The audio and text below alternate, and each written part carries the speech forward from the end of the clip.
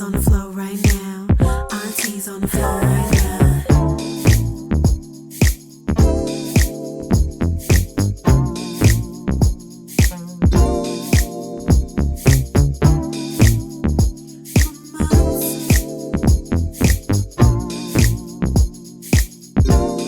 God-given Thursday, and have our beloved guest with us, Dr. Brenda Moran, and we have a new guest, Hadiz. So we're going to have a great time tonight, and welcome again to another edition of We Elevate You. We do talk about things that matters to you. And so we get right down into the nitty gritty, whatever's affecting you, we try to find a moment to discuss it. And tonight we're going to talk about self-esteem. And that's a great topic because our host, Leah Caldwell, she's an executive coach, communicator coaching. So she's well versed on self-esteem, and I've been through the ringer a time or two, so I got a little information to share with you about that. And of course, so does Dr. Brenda Moran. So you're going to hear some good discussions tonight. And without further ado, we're going to start with Leah Caldwell, and tell us a little bit about your coaching. Sure. I'm an executive coach. I work with primarily CEOs, and CEOs will give me someone they think has a high level of potential, but hasn't reached it yet. Or they give me their exceptional salespeople who are starting to slip.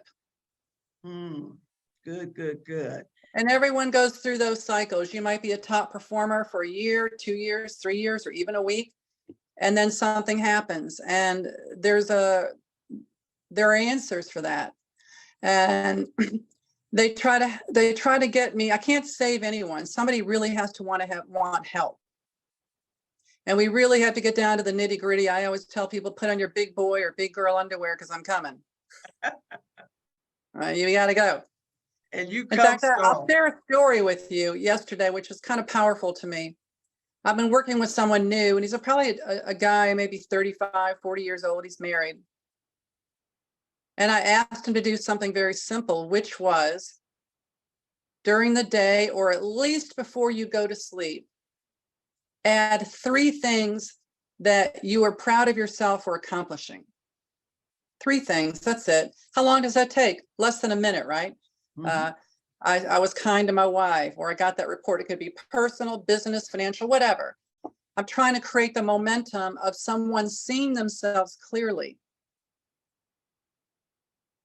Because what I find is that when people procrastinate on starting something, it's usually dealing with self-esteem. They don't have an accurate, godly perception of themselves. So it's my 3rd week coaching him, and I'm not going to use his name. I'll make it up. Tim, did you add anything in your book today or yesterday or the last 6 days, something good that you've done, some achievement that you've had, even if it's small? And he said no, and he was feeling bad. I said, well, the week before you didn't, friend, and the week before you didn't.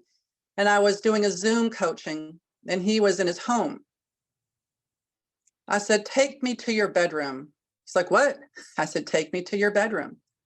And he said, well, I can't. I got these ear things in. I said, all right, you go to the bedroom by yourself. Take your journal with you that's empty. Take your pen. And I want you to get in your bed. And I want you to relax. I want you to grab your book, and I want you to write 1 thing that you've done well. It was yesterday. So today's Wednesday, and let's do it. So he comes back a minute or 2 later. I said, did you write something? And he showed it to me. I said, great. Now let's pretend that tomorrow's Thursday, which it is. And I want you to go back to your bed. I want you to go down back in your bed. I want you to close your eyes, wake up and say, oh, I need to write something that I've done well today. So he laughed at me. He said, are you ridiculous? I said, yeah, this may feel ridiculous, but we're going to do it. He went back to his bed, he laid down, took his journal, wrote something else in it, and he came back and I said, now, today's Friday. He said, you're not going to send me back there. I said, I am. Go back to your bed, lay back down, get your pen and your journal and write something good about yourself. And he comes back and he did it. And I said, now look, all your life, you've had a lot of negative self-talk about self. Now, in the last 20 minutes, you have found 3 good things about yourself, and you're able to tell me what you've done well. And it all started with me just saying, take action. I want you to change the way you think about yourself. And that really is self-esteem, because low self-esteem are usually those that complain, are usually those that bully. They may even bully themselves. They don't surround themselves with challenging and upbeat people. And they don't really necessarily see good qualities in themselves. So self-esteem is so important to creating a belief level that you are capable of doing something great. And so really that's what my coaching is about, is teaching people their full potential. And so many people that are even making good money, they're wealthy or they're successful. When I say to you, what is good about you? Women especially hesitate. If I ask normally a man what's good about you, this one's a little bit different. They can rattle it off to me, even if it's not true. And some of it I know is just made up because it ain't true.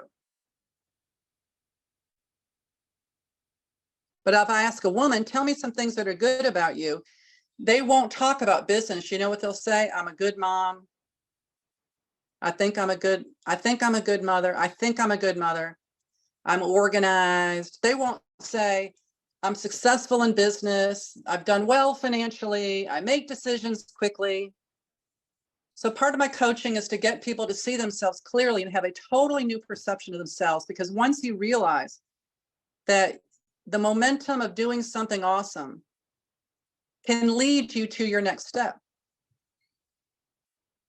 And when I told this guy, I said, you may think this is ridiculous. You might want to find a more normal coach than me. But the reason I asked you to go in your bed and lay down 3 times, because imagine if I said to you, write down something good about you and then come back and do it in another week. How successful would he be? It's the repetitive, consistent action that is so important. So when he came back, the 3rd time, he didn't want to go back and lay down and write that stuff down. But 3 times in a row, he took action and he did it. And that's really what can help with self-esteem, is learning that the action doesn't follow the feelings. The action has to come first, regardless of the feelings. That's good. That's real good. Mm-hmm. Real good, Leo.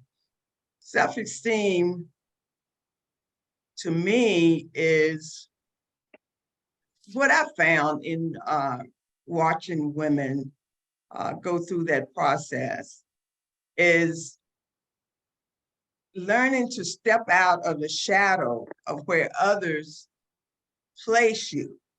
They think you're this, they think you're that, and you should be this. And when they come in to you to let you know that you're not where they think you should be, I find that women tend to lose all kind of confidence at that point. They thought they were moving, they were rolling.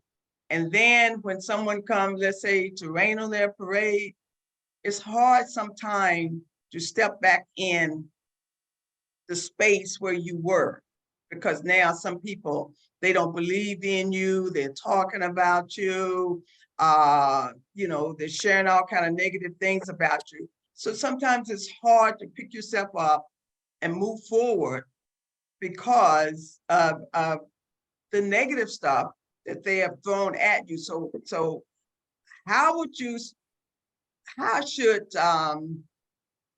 women get past that and move on to where they are back into the space where they were headed someplace? Mm-hmm. Well, let's start with you, shall we? Right Let's ahead. start with you. You just had a big weekend, and can you share with us where you went and what you did? we were in Atlanta and we invited some of the who's who in the financial arena. We had Wells Fargo there, we had Nove there, we had Rodney Burton there. He's all about helping folks do the wealth building thing. So it was just phenomenal.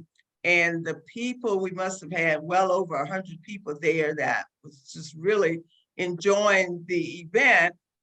And I thought it went very well. Networking, and as we say, collaboration is the new currency.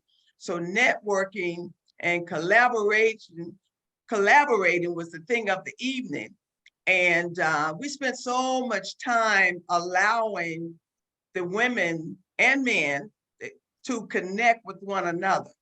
We stopped long enough to eat and we had a dance party. We just thoroughly enjoyed ourselves. We unveiled the cover of the new Women of Wealth magazine, and the women were just, awesome.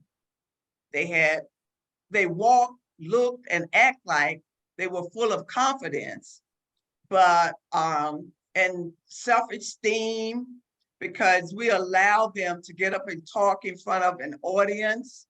And for some of them, that may have been the first time, but we just say, hey, get up and share, and that helped build their self-esteem as well. But all of that being said, all of that happens, but you're always going to receive some negative feedback, regardless of what you do. And how should women handle when they receive the negative feedback? And Dr.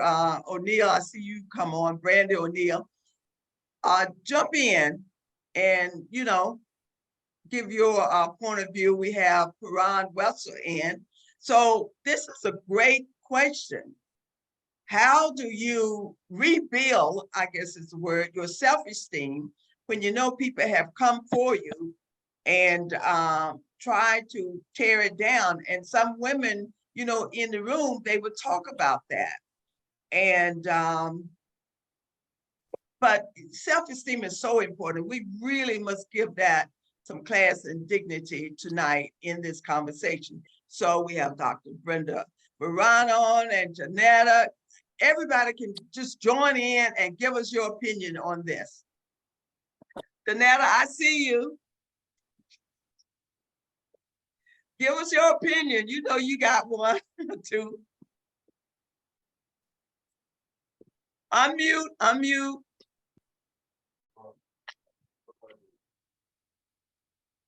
Hi, okay. Knew better than that. Hello, everyone. Hello. Hi, I would like to go back to the self-esteem part. It really resonated with me when someone asked me my qualities, and I stammer, because first thing comes to mind is like, I don't want to seem like I'm conceited, but I'm confident. So it's just not allowing the confidence to be seen as conceit in my mind. It's all in my mind. This is what's going on there. And I just love it. I love being able to just proclaim who I am. That's who I am. I shouldn't feel ashamed of how strong I am. And I don't know where I picked that up, but I have picked it up along the way. But it's time for it to go. And so that really resonates.